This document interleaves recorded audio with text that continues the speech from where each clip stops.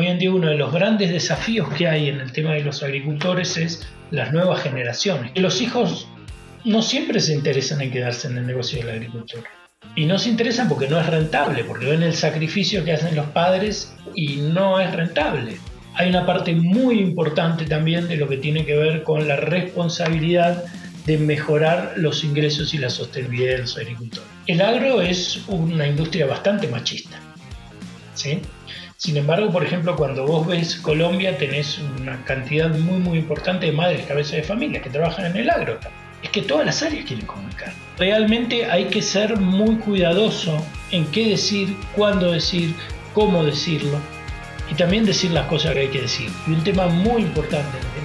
Hola, yo soy Fabricio Serna y esto es Cultura Empresarial, el podcast donde descubrirás los hacks que han permitido a las transnacionales más importantes de Hispanoamérica enaltecer su cultura gracias a sus perspectivas únicas e innovadoras.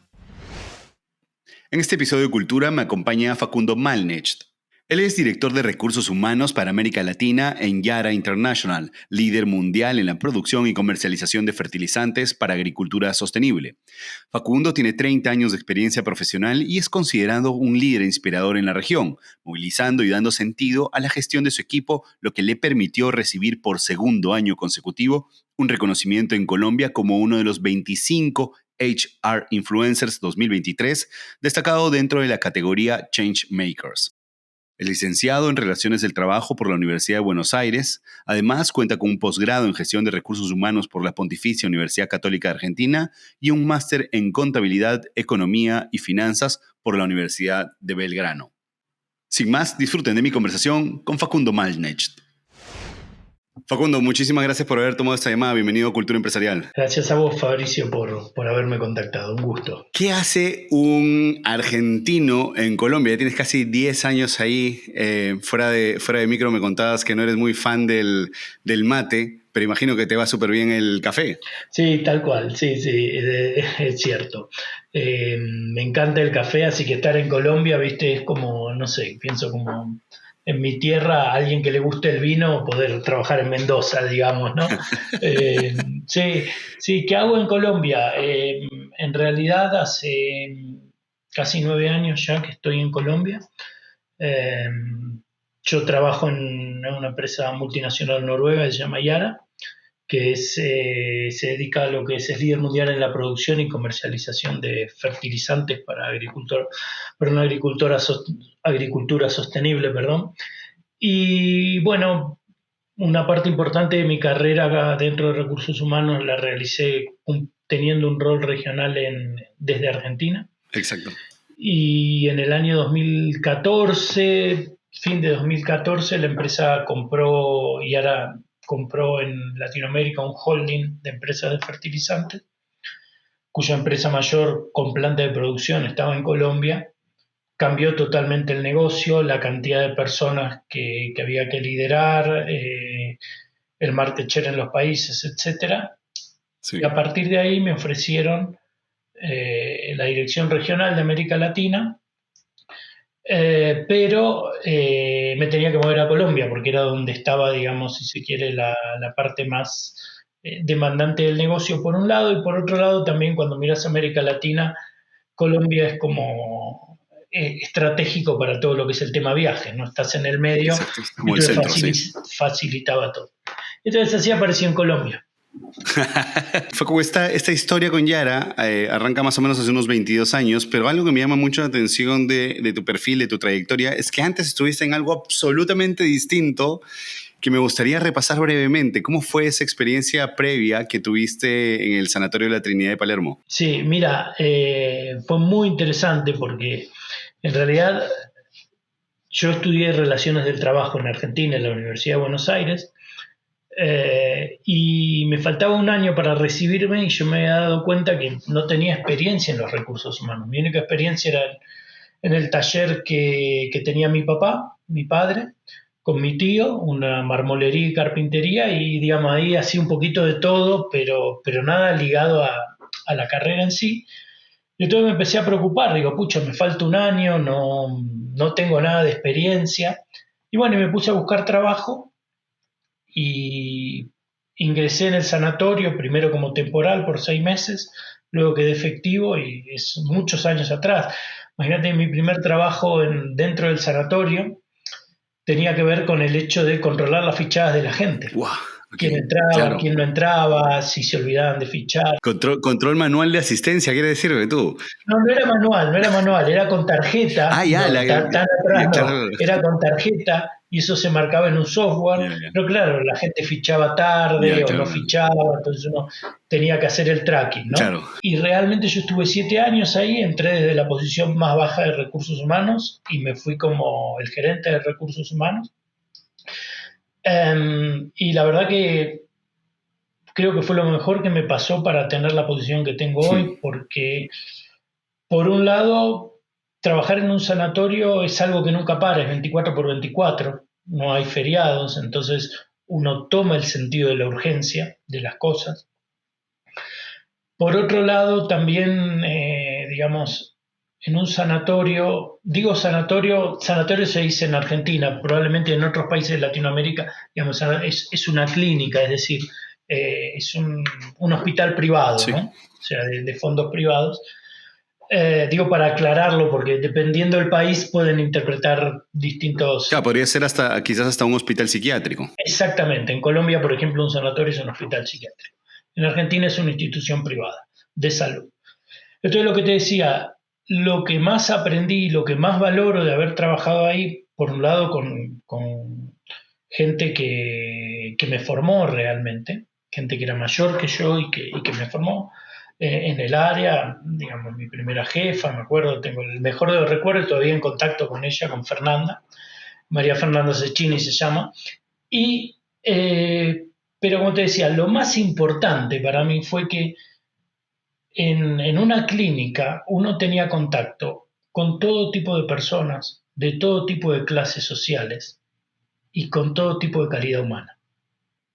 Es decir, yo me cruzaba y tenía que atender al camillero, tenía que atender a la mucama, a la enfermera, al doctor, al director médico, y ahí veías la calidad humana, ¿no? O sea, no necesariamente el que tenía el título más grande era el que mejor trataba a la gente o viceversa, ¿no? Claro. Entonces eso me dio mucho manejo, fue un aprendizaje muy, muy grande para mí.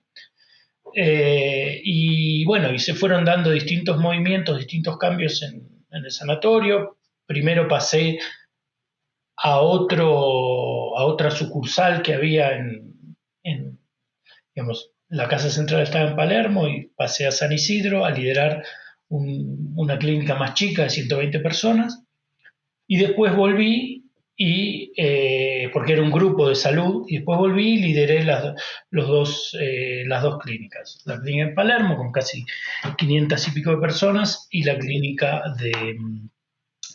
de San Isidro. Entonces, digamos, realmente esa fue mi base, fue mi primera escuela, ¿no? Y le tengo un cariño muy, muy grande. Quería ahí yo reflexionar en un detalle que me ha llamado mucho la atención. Tú hablabas de que una de las cosas más importantes que te deja esa escuela en el sanatorio es el sentido de urgencia. ¿Cómo es el sentido de urgencia para alguien, o sea, es mediados de los 90, 95 más o menos me parece, alguien tan joven que está asumiendo por primera vez su jefatura? ¿Te recuerdas a ti mismo? O sea, si volteas en el tiempo y te miras, ¿cómo te ves? Bueno, a ver, la jefatura la fui adquiriendo con el tiempo, pasando 2 o 3 años, ¿no? Pero mira, el sentido de urgencia tiene que ver con el lado humano. ¿Sí? ¿Por qué? Porque yo tenía que atender a una persona, que era una enfermera, por ejemplo, que había estado 15 minutos antes atendiendo a un paciente que estaba a lo mejor jugándose entre la vida y la muerte. En crisis, claro. O yo tenía que atender a, no sé, a un médico que había salido de una operación, o que tenía que haber estado hablando con un familiar. Y claro, y siempre pasaban cosas, ¿entendés? Porque vos tenías que asegurar que tenías una dotación mínima para poder cubrir la cantidad de habitaciones que había, la cantidad de pacientes. Y entonces, ¿qué pasa? ¿Por qué traía eso? Porque también la gente se enferma, la gente se ausentaba y no te avisaba, o sea, pasaban un montón de cosas que había que estructurarla para que la clínica siga funcionando y que los pacientes no supieran nada de lo que había Claro, en el del back back office, office. ¿no? Entonces había que moverse rápido porque había ciertos lineamientos, cuando te avisaban, entonces tenías un tiempo determinado para encontrar el reemplazo. Y bueno, y eso te da gimnasia, ¿no? Exponerte a determinadas situaciones. Entonces el sentido de urgencia, digamos, vino por ahí, ¿no? Porque es el tipo de negocio que lo demanda. Ahora, este sentido de urgencia solo se activa en ese tipo de negocio. Me parece muy interesante el cierre que hiciste, porque el tipo de negocio lo demandaba. Pero ese sentido de urgencia en el día a día, en cualquier otro tipo de operación, no es algo que deberíamos tener activo siempre. Mira, es una muy buena pregunta. Yo te diría depende, ¿no? Te diría que sí para solucionar problemas que son urgentes, pero no para todo. Claro, ahí viene también la capacidad nuestra de poder discernir qué cosa es urgente, ¿no? Totalmente, sí, totalmente, porque el sentido de urgencia, por lo menos donde yo lo traía, vos sabías que tenías que cumplir ciertos pasos y, digamos, había una lógica que tenías que cumplir y hacer cumplir. En cambio, tal vez en organizaciones con otra dinámica, a veces, viste, salvo que sea algo que requiera una acción inmediata, a veces es bueno parar, pensar y después actuar, ¿no? Dependiendo de la situación, ¿no? Pero, por ejemplo, hoy, para ponerte un ejemplo de hoy, de sentido de urgencia, nosotros trabajamos, o sea, yo trabajo, como te decía, en Yara, que es una empresa que produce y comercializa fertilizantes. Para nosotros el tema de la seguridad es un valor sine qua non del negocio. Y es algo tan fuerte y tan básico como que la persona vuelva a su casa de la misma manera que ingresó en la empresa. Parece básico, pero te puedo asegurar que no lo es en muchas industrias. Y el sentido de urgencia a veces tiene que ver con tomar la decisión de poder parar un proceso productivo porque hay algo que está en riesgo. Hay un tema de seguridad que está en riesgo y hay que actuar rápido, ¿no? Entonces, yo creo que, por eso te digo, depende para qué, es muy relevante, ¿no? O sea, por lo menos tener la gimnasia. Pero también hay que a veces, creo que poner un poquito el freno y pensar antes de actuar. Analizar, ¿no? Me encanta, me parece súper interesante. Nos metiste hacia seguridad, a lo que yo iba a ir un poquito más adelante. Pero ya que hablamos de Yara, ya nos explicaste qué es Yara, Sí. ¿podríamos dimensionar más o menos el tamaño de la empresa, en qué ciudades operan, en dónde están las plantas, etcétera? Claro. ¿Cómo no? Bueno, mira, hablo a nivel global y después Latinoamérica, que es donde yo lidero la parte de nosotros lo llamamos People and Culture, ¿sí? Yara es una empresa noruega, de origen noruego, con capitales mixtos del estados y privados. Le vende a más de 160 países fertilizantes y tiene presencia en más de 60 países. Son alrededor de 16.000 personas en todo el mundo, aproximadamente. Latinoamérica, que es digamos, la región que yo lidero, tenemos casi 1.400 colaboradores. Estamos en 9 países, desde México hasta Argentina, pasando por Costa Rica, Guatemala, Colombia, Perú, Ecuador, Chile, Bolivia y Argentina. Ese es nuestro scope. En Colombia tenemos una planta de producción de fertilizantes que queda en Cartagena. Y en el resto de los países tenemos sites en los cuales almacenamos el producto y lo comercializamos. Ah, ok. Todo está, digamos, súper centralizado en Colombia. Desde ahí parte todo. No. A ver, la planta, la mayoría de la producción de la planta que es una planta, imagínate, que produce 130.000 toneladas de amoníaco, 270.000 de ácido nítrico y fertilizantes sólidos más de 400.000 toneladas al año. Y esto incluye nitrato de calcio, por ejemplo. Eso, la mayoría es para el mercado colombiano. Ok. El resto de los países es importación de productos, que por lo general vienen de distintas plantas que tiene Yara en el mundo, ¿no? Cuanto a la estructura misma de, por así decirlo, de la planilla o de la nómina, ¿cómo se divide? ¿Cuántos personal tenemos, por ejemplo, operario, operación, administrativos? ¿Cómo se divide esto? Bien. Mira, más o menos para que te des una idea, el 45-50% de la gente trabaja en los sites, en la operación que tiene que ver con almacenamiento y despacho. El otro 25% es la fuerza comercial. Y la fuerza comercial es no solo ventas, sino agronomía, o sea, asesoramiento técnico de los ingenieros agrónomos y toda la parte de marketing. Y el resto, el otro 25%, es todas las áreas que, digamos, participan en llevar adelante el negocio, desde la parte financiera, people and culture, todo el tema de digital technology, seguridad, etcétera, ¿no? Facu, una de las cosas más interesantes que ocurre con tu trayectoria dentro de Yara es que básicamente tú puedes contar la historia completa desde dentro. ¿Cómo ha ido evolucionando la cultura de Yara a lo largo de este tiempo? Bueno, mira, es una muy linda pregunta realmente, ¿no? Y yo quisiera contestártela desde los dos pilares que tenemos del negocio, que es tanto el tema de seguridad como el tema de ética y cumplimiento. En el tema de seguridad, nosotros tenemos indicadores en los cuales medimos la cantidad no solo de accidentes que tenemos, los cuales trabajamos siempre para poder reducirlos al máximo. O sea, nosotros partimos de la base de que puede haber 0 accidentes. Es una discusión, pero puede haber 0 accidentes. Pero no solo los accidentes, sino también las condiciones azarosas que pueden pasar por alguna situación de un accidente potencial incluso. O sea, medimos potenciales accidentes también y los calificamos por el grado de riesgo que tienen. Y esto tiene que ver con una filosofía que tiene la compañía. O sea, cuando nosotros, nosotros tenemos un lema que es Save by Choice, que tiene que ver con que la seguridad es una elección. Y esta es una campaña que empezó hace 10 años a nivel global, de la cual yo participé en el diseño de la campaña. Y cuando empezamos esa campaña, nosotros teníamos indicadores muy, muy altos de lo que tiene que ver con accidentología, y un TRI casi de 16 teníamos, y hoy estamos a nivel compañía, a nivel global, en 1. No recuerdo exactamente la cifra, pero menos de 2. Y todo esto es un viaje, todo esto es un camino, ¿entendés? Y mira, y tengo 2 ejemplos muy, muy concretos de cómo no solo se construye, sino se lidera esto.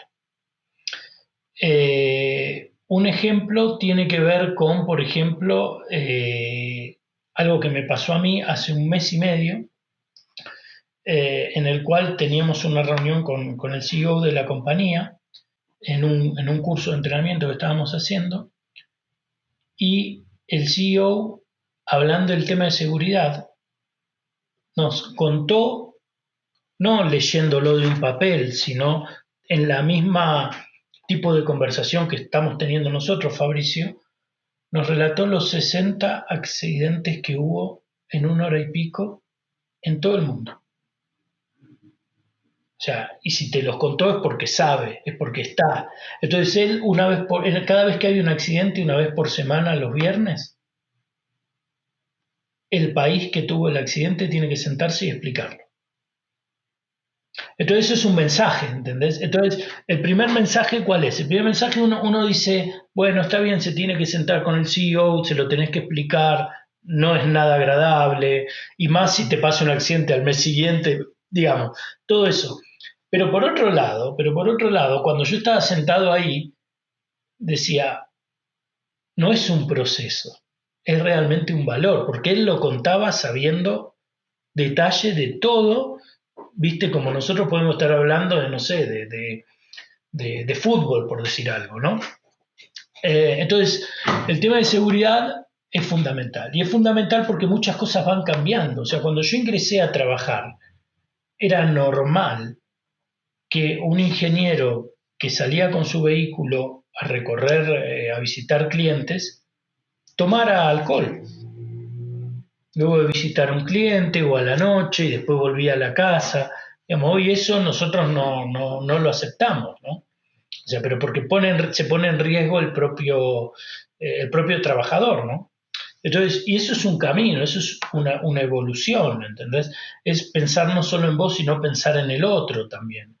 Es darte cuenta que un accidente es un segundo de distracción, y la mayoría de los accidentes que tenemos son accidentes que se pueden evitar. Sí, que se pueden evitar, ya sea por una negligencia de cualquiera de nosotros como trabajador, como por una atención a cierta maquinaria que debiera estar en una calidad que no se la chequeó de la manera adecuada o lo que sea, ¿no? Entonces, y ahí entra todo el tema del factor humano, todo el tema del liderazgo es muy importante. Me parece súper interesante porque de hecho si es que la cabeza de la organización no se come esto y dice desde el inicio, esto es lo más importante para nuestra operación. O sea, sin esto no hay nada y empodera probablemente a tus líderes de seguridad y tal, el resto de la organización probablemente no estaría encaminada en la misma línea. Y costaría mucho, Claro. seguramente costaría mucho, ¿no? Digamos, y de vuelta, y los ejemplos del liderazgo en tema de seguridad lo tenés desde los niveles más bajos de la organización, ¿no? Que levantan la mano, que discuten, que hay un proceso de...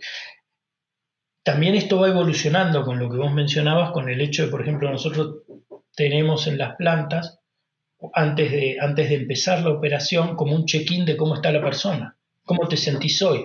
Entonces eso te sirve también como jefe para decir, uy, está pasando algo, no, sí, que la persona tenga la apertura de contarlo. Y bueno, y a lo mejor hay que tomar una decisión en algún momento y decir, bueno, hoy no es mi mejor día, bueno, tal vez en vez de hacer determinada tarea en la operación, se puede poner, no sé, hacer otro tipo de tarea, ¿no? Y todo esto es evolución, ¿no? Es evolución del concepto, evolución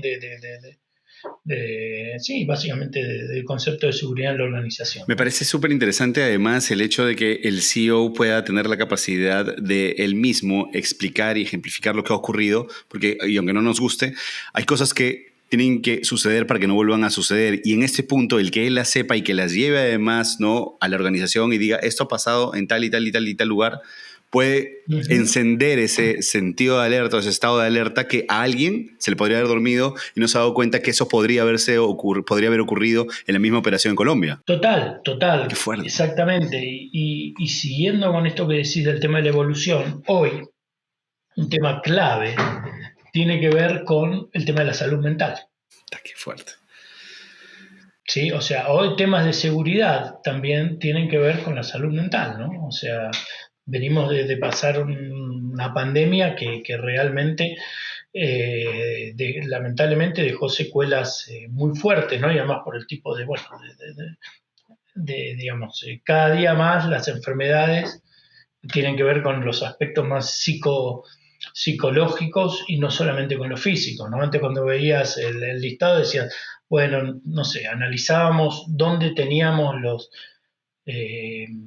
los mayores accidentes para ver cómo, no sé, mejorábamos la forma de trabajo, operativamente, la postura, todo el tema ergonómico, y hoy no alcanza con eso, hoy tenés que trabajar de manera proactiva y preventiva en temas mentales, ¿no? Temas de salud mental. Me parece súper interesante. De cierto modo, el tema de seguridad pues, es medianamente, o sea, en el rigor me refiero, es medianamente joven en las organizaciones, ¿no? Pero además, mucho menos es el tema de salud mental, ¿no? Las organizaciones no siempre tienen en cuenta que este es un factor clave dentro de la seguridad operacional. Sí.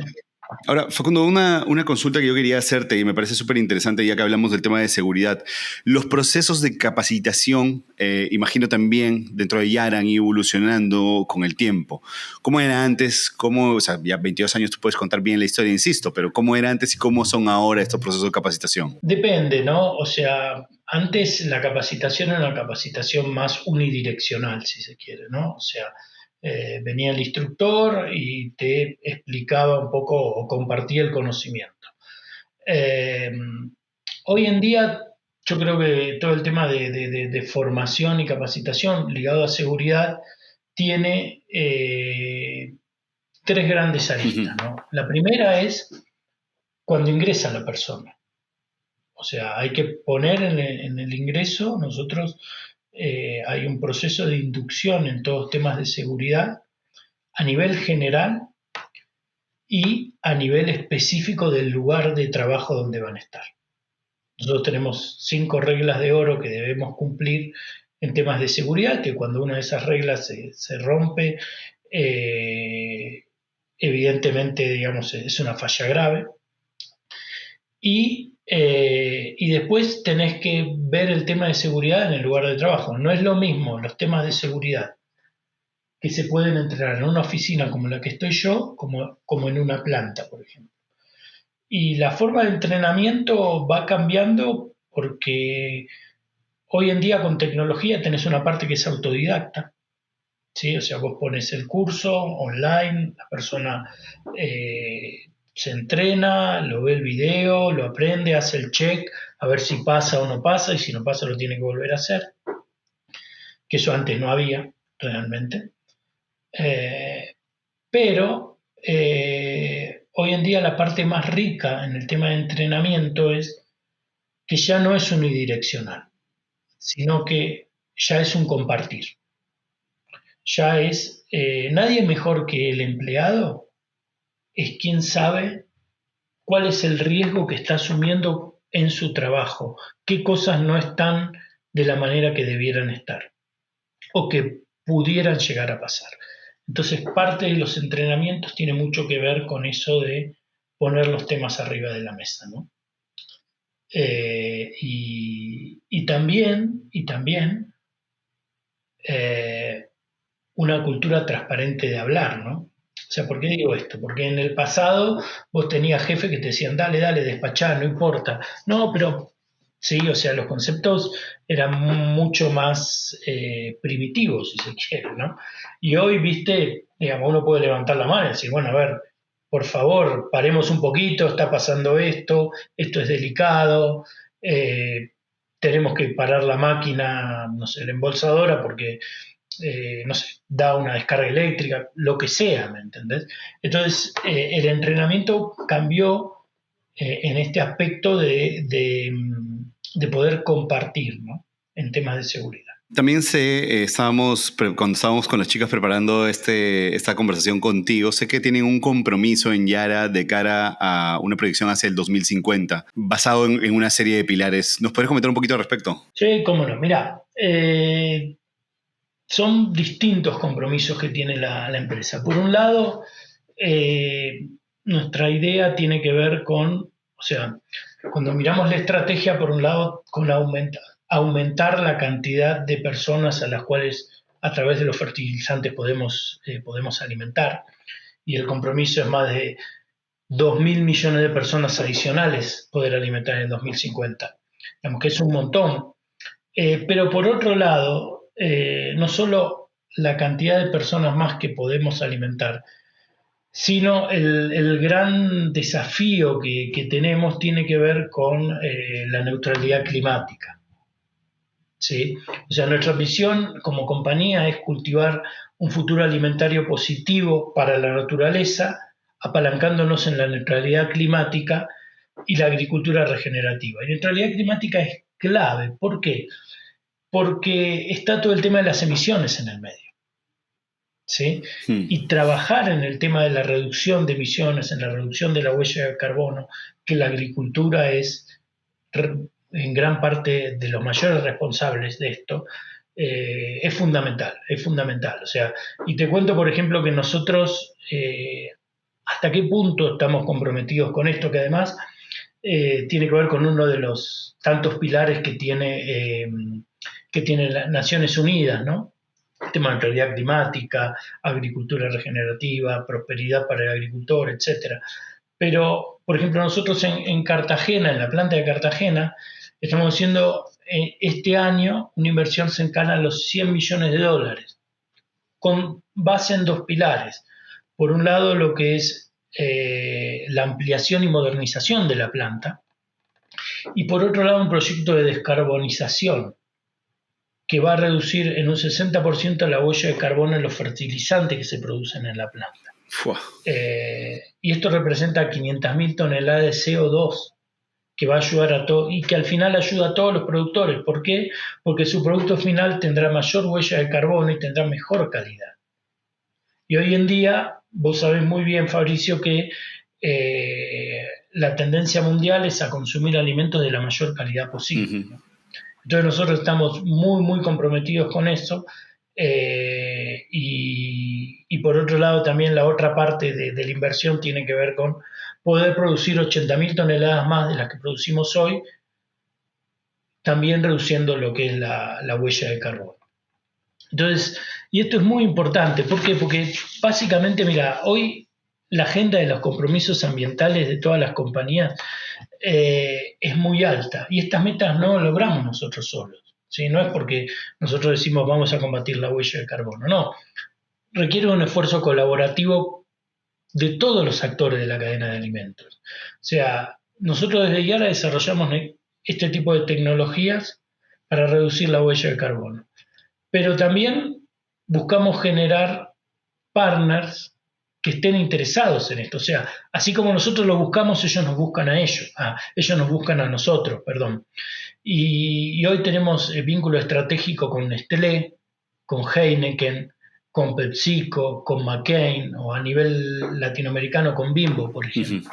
¿No? ¿Por qué? Porque, digamos, tiene que ver con la calidad de los productos que vamos a consumir, el cuidado del medio ambiente y también la prosperidad del agricultor. Y esto de la prosperidad del agricultor, mira, para mí es fundamental porque te cuento algo que hacemos en Colombia, por ejemplo. En Colombia este año se cumplen 10 años de un torneo que se llama Yara Champion Coffee. Okay. ¿Sí? Entonces, nosotros contratamos un grupo de baristas externos para que caten la calidad del café de nuestros distintos clientes. No importa si es un gran agricultor o un pequeño agricultor. Y premiamos a los tres mejores, digamos, a los tres cafés que salen con las notas más, con la puntuación más alta en la cata, comprándoles una cantidad determinada de café por arriba del precio de mercado, que además distribuimos internamente dentro de los 60 países. Y lo interesante de esto, por eso lo hacemos por dos motivos. Por un lado, porque es un reconocimiento a la fidelidad del cliente, pero por otro lado también, y nos conectamos con los agricultores también, para que puedan vender su producto a un precio justo. Claro. Porque muchas veces los traders, digamos, se compra más de una... No soy experto en este tema, te aclaro, no es mi área de expertise, pero está claro que la compra de un trader tira el precio para abajo y trata de obtener la mejor calidad al precio más barato posible. Y a nosotros nos ha pasado de que así como han ganado grandes productores de café en Colombia, ha ganado personas que tenían media hectárea de cultivo de café y la calidad era fantástica. Y tenemos una anécdota muy, muy interesante de un productor el cual secaba el café en un productor que tenía menos de media hectárea, creo que tenía, y secaba el café en el elástico de la cama. O sea, vos imagínate la humildad de ese productor, salió tercero la calidad de grano de café. Brutal. Lo llevamos a una exposición en Estados Unidos e incluso le compraron lotes de café y todo a un precio que realmente es el precio de lo que vale la calidad de grano, ¿no? Y no lo que te indica el mercado porque sí. Entonces, hay una parte muy importante también de lo que tiene que ver con la responsabilidad de mejorar los ingresos y la sostenibilidad de los agricultores. Mira, y esto lo conecto con otra cosa, que tiene que ver con hoy en día uno de los grandes desafíos que hay en el tema de los agricultores es las nuevas generaciones que se queden. O sea, dependiendo del país, ¿no? Sí. O sea, hay países como Argentina que vos ves que son cientos o más de 1000 hectáreas, ¿entendés? Entonces ahí entra otra cosa, entra la tecnología, no necesitas tanta mano de obra. Pero hay otros países, como pasa en Colombia, como pasa en Perú, pasa en Ecuador, Guatemala, Costa Rica, en el cual son Claro, familias es a menor escala. que vos tenés que los hijos no siempre se interesan en quedarse en el negocio de la agricultura. Hmm. Y no se interesan porque no es rentable, porque ven el sacrificio que hacen los padres y no es rentable. Entonces, poder hacer que el negocio sea rentable, poder hacer que los productos digamos, que producen, valga la redundancia, sean de calidad, que se les pague un precio justo. Eh, y nosotros, por ejemplo, trabajamos en un concepto esto que tiene que ver con algo que se llama Women, no trabajo mucho el tema de género también, que se llama Mujeres en la Agronomía. Entonces, el agro es una industria bastante machista, ¿sí? Sin embargo, por ejemplo, cuando vos ves Colombia, tenés una cantidad muy, muy importante de madres cabezas de familia que trabajan en el agro también.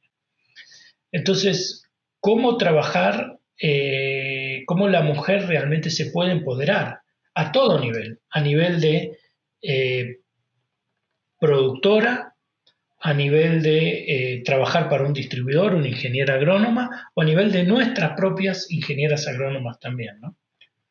Entonces, digamos, es muy bonito realmente trabajar en Yara porque tratamos de conectar todo, ¿no? Tratamos de conectar el negocio como tal, la sostenibilidad, el cuidado del planeta y una mirada más de largo plazo también, ¿no? Una de las cosas que me parece fascinante de esto es que dentro del paraguas en el que uno imagina a Yara, es que, como tú bien lo has descrito, le ponen foco a estos pilares que, basados primero en la seguridad, luego en la gente y sobre todo, finalmente, en el planeta, que es en donde estamos y a quien nos debemos.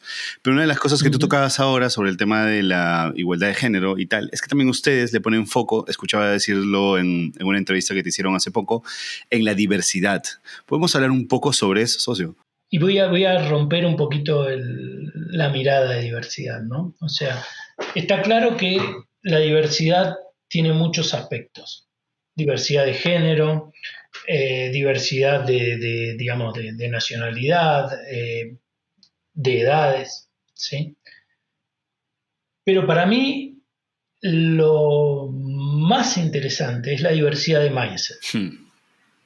¿Sí? O sea, nosotros tenemos que trabajar en la diversidad de género. ¿Por qué? Porque distintas perspectivas nos enriquecen en los diálogos y en las decisiones que tomamos como compañía. Eso, digamos, el tema de la diversidad está comprobado que los revenues de management más diversos traen revenue más alto que managements menos diversos, tanto en tema de género como en tema de nacionalidad y de edad. Pero para mí, nosotros tenemos que mirar también el tema de la diversidad en cómo un mindset diferente te enriquece el equipo. Y ahora te voy a hablar de mi área, Sí. por ejemplo. Recursos humanos. La gran mayoría de las personas de recursos humanos vienen del lado de la psicología. Esto es una tendencia que está cambiando un poco, pero digamos, al día de hoy, cuando vos ves los perfiles, hay un porcentaje muy alto de psicólogos. Yo no soy psicólogo, yo vengo de una formación integral en recursos humanos en la Universidad de Buenos Aires, que es una carrera específica, pero en mi equipo, en un momento, cuando estaba la oportunidad de tener una persona que trabaje al lado mío en todo lo que tiene que ver con la coordinación de la gestión de América Latina, porque cada país tiene su manager y tiene sus equipos. Bueno, yo me decidí incorporar una persona, Viviana, que la formación es ingeniera industrial. No era ingeniera industrial y experiencia en ética y cumplimiento. Okay. O sea, de recursos humanos no tenía para nada el foco, ¿sí? Pero tenía dos cosas que eran muy importantes. Primero, la capacidad de aprender rápido. que eso se puede dar en cualquier perfil, pero es clave. Y segundo, que tenía lo que no tenía el equipo, que es la estructura y la mirada ingenieril. Entonces, esa combinación, digamos, fue multiplicadora. ¿Por qué?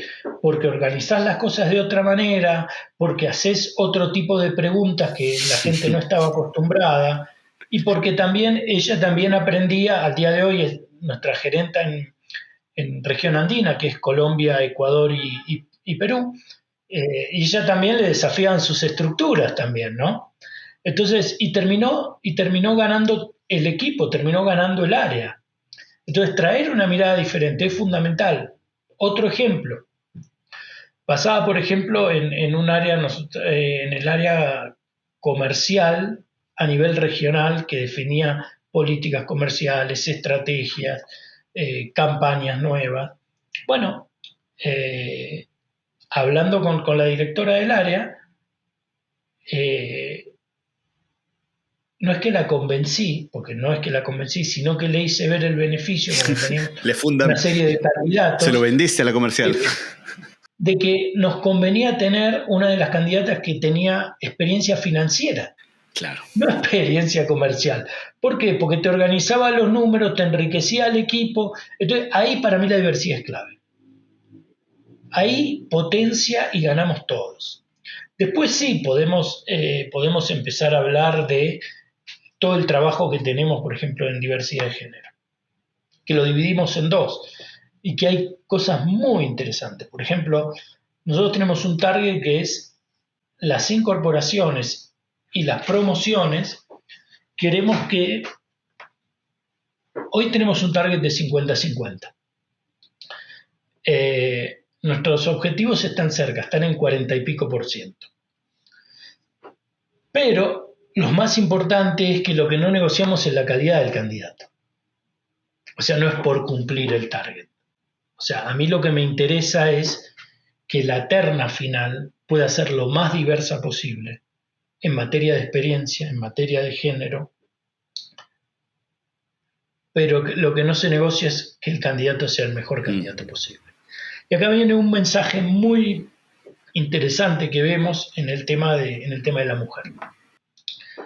Cuando nosotros miramos la cantidad para cualquier posición, y esto es tanto posiciones que abrimos internamente como posiciones que abrimos interna y externamente. Cuando agarramos la cantidad de candidatos que se postulan a una posición, sumo todas las posiciones que tengo en el año y sumo todos los candidatos que tengo en el año, la cantidad de mujeres que aplican no es más del 25%. O sea, el 25% de todos los candidatos de las demás 200 posiciones que cubrimos en el año son mujeres. Solamente el 25%. Y así todo, el 44% de esas vacantes son cubiertas por mujeres. Sí. Entonces, ¿qué quiere decir esto? ¿Qué es una de las cosas que nosotros vimos? ¿Por qué pasa esto? Porque la mujer, cuando vos agarras la job description, si no cumple el 99% de lo que dice la job description, no aplica. Y el hombre es más lanzado. Bueno, sí, más o menos, sí, hago esto, sí, esto no, bueno, después veo. ¿Sí? Entonces es un mensaje también. Digamos, es un mensaje, en este caso, que nosotros compartimos en la organización con nuestras mujeres, es decir, levantá la mano. Si vos pensás que podés hacerlo y tenés una parte importante de las cualidades, aunque no todas, levantá la mano. Y realmente, y te digo, Fabricio, no forzamos para nada el tener que incorporar los resultados, claro. Me parece súper interesante porque estamos acostumbrados a que se cuestione a las empresas sobre la no incorporación de mujeres, sobre qué porcentaje de hombres hay y tal, pero no caemos en cuenta de eso, ¿no? No caemos en cuenta que probablemente, por un lado, como tú dices, las mujeres probablemente se percatan que no cumplen con todo el perfil y no postulan, y por otro, creo yo, esto es lo que yo aportaría, es como ya se ha quedado el chip dentro de la cabeza que no, esta es una empresa machista o es una empresa del sector antiguamente machista en donde no puedo entrar y pues mejor no postulo y voy buscándome otro camino y tal, cuando en verdad ustedes, por ejemplo, las necesitan y por otro lado no hacen esta diferencia, o sea, no tiran los resultados hacia el porcentaje que están buscando o hacia el porcentaje que deberían tener idealmente, ¿no? Exacto, y también nos tenemos que desafiar. Claro. O sea, te cuento, por ejemplo, una situación que vivimos hace 2 años en la planta en Cartagena. Habíamos aprobado la incorporación, estábamos discutiendo la incorporación de más gente para el equipo de mantenimiento. Sí. Entonces, bueno, que sí, que no, cuál era el número final. Bueno, finalmente llegamos a un acuerdo. Uh-huh. Y el acuerdo fue aceptar las 15 vacantes que nos pedían cumplir, pero con la condición de que el 50% de esas vacantes sean cubiertas por mujeres, en mantenimiento. No llegamos al 50%. Eran 15 posiciones y cubrimos 6. Pero es un ejemplo.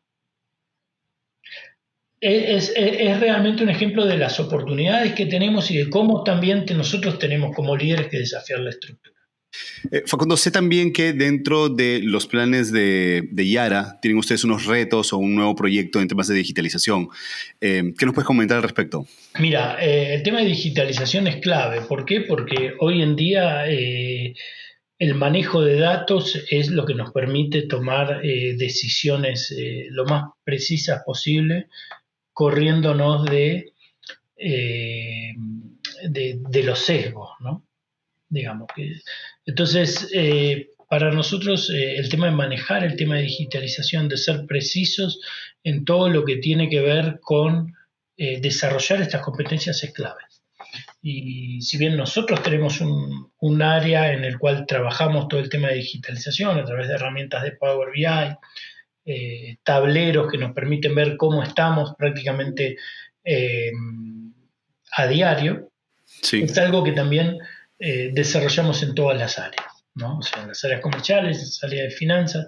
Si bien hay un área de data analytics, es una competencia que tratamos de involucrar y que incorporen todas las áreas, porque lo que estamos convencidos es que así como el tema de manejo digital, manejo de datos, es el Excel de esta época.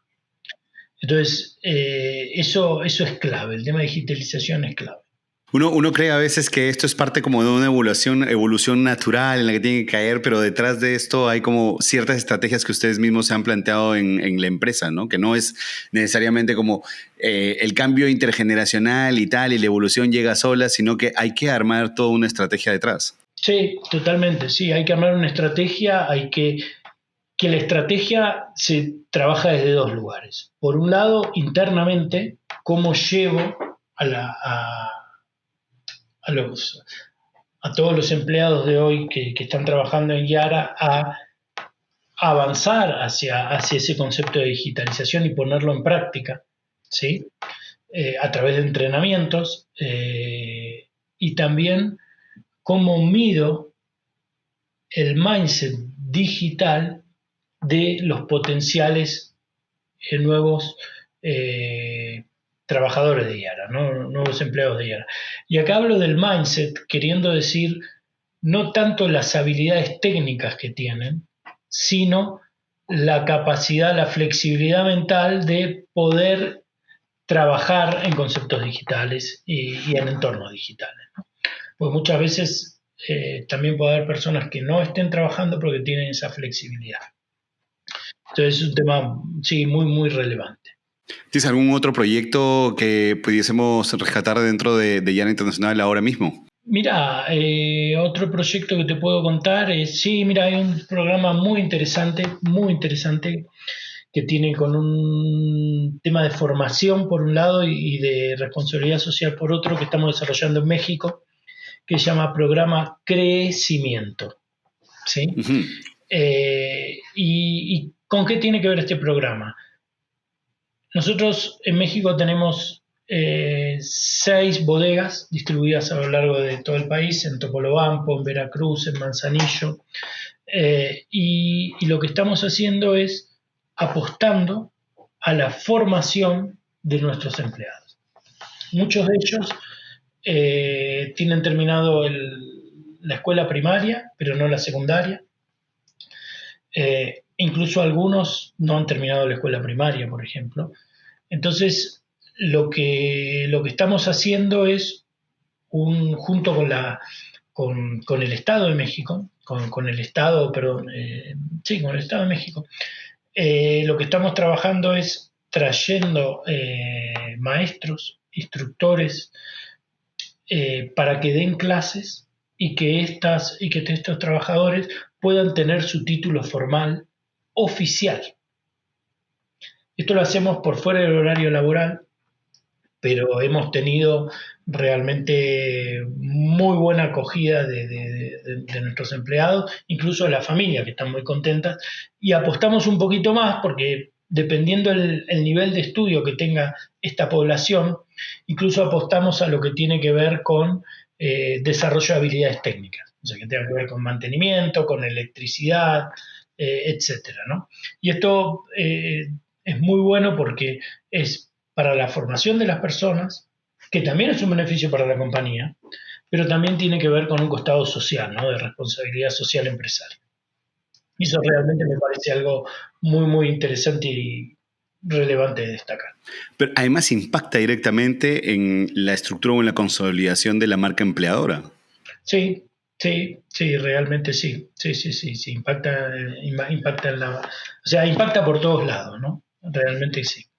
Sí, pero sí, es algo de lo cual lo empezamos a desarrollar hace un par de meses, lo veníamos, digamos, para que esté en marcha se requirió mucho trabajo logístico con las instituciones de cada estado en los cuales tenemos un site, conseguir los profesores que estén certificados, etcétera, ¿no? Digamos, lo empezamos hará un mes y medio y realmente estamos muy contentos y orgullosos de ponerlo en funcionamiento.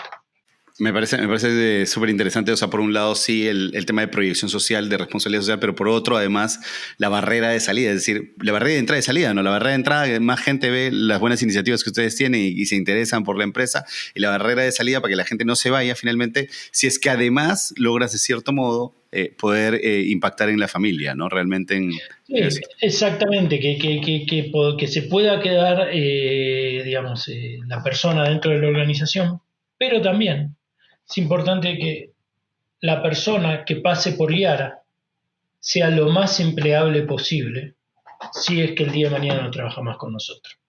Yo quería cerrar con un par de preguntas adicionales. A nivel de comunicación, desde recursos humanos, ¿el área de comunicación está dentro de recursos humanos? ¿Es un área independiente? ¿Cuáles son los retos que ustedes están teniendo dentro de Yara? Mira, comunicación está aparte. Okay. De recursos humanos. Pero ¿cómo se comunica recursos humanos? Ese es el gran dilema. Sí, claro. Pero el tema comunicacional para mí es un desafío en general. Siempre. ¿No? ¿Por qué? Porque es mucho lo que hay que comunicar todo el tiempo. Y para mí yo tengo un lema que menos es más. O sea, hay que ser muy preciso en lo que queremos decir, cuándo decirlo y elegir el canal adecuado. Pero también repetir las cosas la cantidad de veces que sea necesaria hasta que realmente la gente las incorpore, ¿no? La verdad que la tecnología hoy, te voy a poner un ejemplo de lo que nos pasa, nos permite ser más, yo te diría, más precisos en la manera de comunicar. O sea, por ejemplo, hoy con tantos mails que recibís. Exacto. Y viste, yo no sé si el mail es la mejor forma de comunicar determinados temas. Entonces, por ejemplo, nosotros instalamos un chatbox en el cual lo que hacemos es pasamos mensajes por el chatbox. O sea, una cosa tan simple como, no sé, ya está el nuevo ajuste salarial, por ejemplo. Lo ponemos en un chatbox. ¿Entendés? Entonces, viste, no tenés que estar todo el tiempo recibiendo 35 mails porque el desafío de la comunicación no es solamente desde nosotros como People and Culture como área, es que todas las áreas quieren comunicar. Entonces es una invasión, ¿me entendés? que realmente hay que ser muy cuidadoso en qué decir, cuándo decir, cómo decirlo, y también decir las cosas que hay que decir. Y un tema muy importante en el tema comunicacional para mí, que no debemos perder, es el cara a cara. O sea, sobre todo para los líderes, el impacto de lo que se dice de la manera más simple pero contundente posible es fundamental. Y yo creo que eso es lo que de alguna manera es la parte más importante para mí de la comunicación, ¿no? Porque eso es lo que cuenta, porque digamos, yo se lo puedo contar a 10, pero esos 10 van y se lo cuentan otros 10. Tanto como que si dije una barbaridad, como si dije un mensaje bueno, ¿no? O sea, digo, hay que ser cuidadoso también en el que, pero para mí no debemos, si bien están todos los canales, están todos los videos, está todo lo institucional, que es muy importante porque en el fondo ahí ya pasamos a otro tema que es la identidad que damos. Yo creo que es muy importante el tema de la comunicación, del relato, de lo que quiero decir y sobre todo de decir con palabras simples ideas complejas. Coincido contigo totalmente. De hecho, los retos son que las áreas de recursos humanos puedan tener, digamos, otros canales en los que apoyarse y no necesariamente sea siempre el correo electrónico, porque, por ejemplo, en una operación tan diversa como la suya, no necesariamente todos los trabajadores tienen acceso a correo electrónico de manera inmediata, sobre todo si están en operación, ¿no? Exacto. Oye, bueno, nada, Facu, en verdad muchísimas gracias. Solo te voy a llevar a una parte que hemos denominado la pregunta terrorífica y con eso terminamos. Ok. Es un ficticio hacia donde te llevamos para ver cómo reaccionaríamos si es que esto llegase a ocurrir. Casi nunca ocurre. Ok. ¿Listo? Dale. Facundo, nos comentabas que después de 22 años trabajando en Yara, ha llegado la invitación a renuncia y te vas a ir nuevamente al sector salud. ¿Qué va a ser lo que vas a hacer cuando empieces a trabajar ahí? Qué sorpresa, ¿no? Esta comunicación que me estás dando. Mirá, lo que voy a hacer es compartir todo lo que aprendí en estos años, ¿no? O sea, poder porque en el fondo nuestro rol se trata de dos cosas, lo veo yo. De poder ayudar a la gente a que dé lo máximo posible, pero también que encuentre su balance de vida, no solo, digamos, vida, trabajo, o sea, el tema del bienestar es clave. Entonces, voy a hacer eso, voy a ayudarlos en transmitir todo esto que aprendí durante todos estos años. Y también dar un mensaje de que es algo que aprendí con quien fue mi mentor en la carrera, que tiene que ver el consejo desde mí a pesar de. O sea, ¿qué puedo dar yo a pesar del contexto? O sea, porque siempre el contexto, siempre las situaciones nos dicen que hay cosas que no se pueden hacer. Y es cierto que hay cosas que no se pueden hacer, pero más allá de eso, siempre hay algo que podemos hacer. Entonces, desde mí, a pesar de lo que está pasando, ¿qué es lo que puedo hacer? Eso es lo que yo compartiría en este nuevo viejo desafío que tiene que ver con el sector salud, ¿no? Muchas gracias, Facundo. Hemos llegado al final de la entrevista en Cultura. Gracias, en serio. No, de nada. Gracias a vos, Fabricio, por el espacio, ¿sí? Yara y Facundo, tú mismo son unos grandes representantes de lo que es cultura empresarial. Muchas gracias, socio. No, gracias a vos, Fabricio. Así terminó mi conversación con Facundo. Si algún pasaje de este episodio te ha resonado, tu misión hoy es compartirlo. Y nos serviría mucho si te suscribes a nuestro canal de YouTube o nos dejas 5 estrellas en Spotify. Eso nos ayudaría a llegar a más personas interesadas en este tipo de contenido como tú.